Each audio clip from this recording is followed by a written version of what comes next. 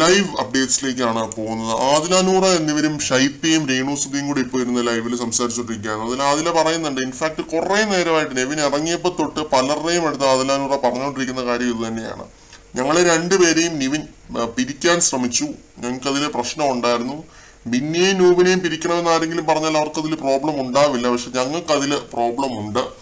നെവിൻ ഇവരെ രണ്ടുപേരും പിരിക്കാൻ ശ്രമിച്ചു എന്നാണ് പറയുന്നത് കേട്ടോ.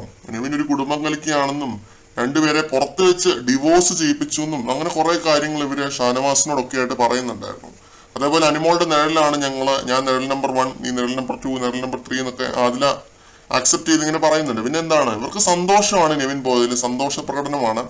ആദില നൂറയുടെ പ്രൊവോക്കേഷനിൽ അവൻ പോണോ വേണ്ടയോ എന്നുള്ളത് അവന്റെ തീരുമാനമാണ് എന്നാണ് ഇവർ പറയുന്നത്. ബിഗ് ബോസ് എന്ന ഷോയ്ക്കകത്ത് ഏത് വിധേയനെയും എതിരാളികളെ പുറത്താക്കുക എന്നുള്ളൊരു കാര്യമാണ്. അതിന്റെ ഭാഗമായിട്ട് പ്രൊവോക്ക് ചെയ്യാം, മാനസികമായിട്ട് തളർത്താം, ഈഗോ ഹേർട്ടാക്കാം, അങ്ങനെ ഫിസിക്കൽ അല്ലാത്ത എന്ത് വേണേലും നമുക്ക് ചെയ്യാൻ പറ്റുന്ന ഒരു ഷോയാണ്. ഈ രീതിയിൽ നോക്കുമ്പോൾ ആദില നൂറ എന്നിവർ ഇന്ന് കളിച്ചത് ഭീകരമായ ലെവലിലുള്ള ഒരു കിടിലൻ ഗെയിം തന്നെയാണെന്ന് വേണം നമുക്ക് പറയാം. അവർ കാരണമാണ് ഇന്നിപ്പോ ആ ഒരു സ്വേച്ഛാധിപതി ടാസ്ക് വരെ ബിഗ് ബോസ് നിർത്തി വെച്ചിരിക്കുന്നത്.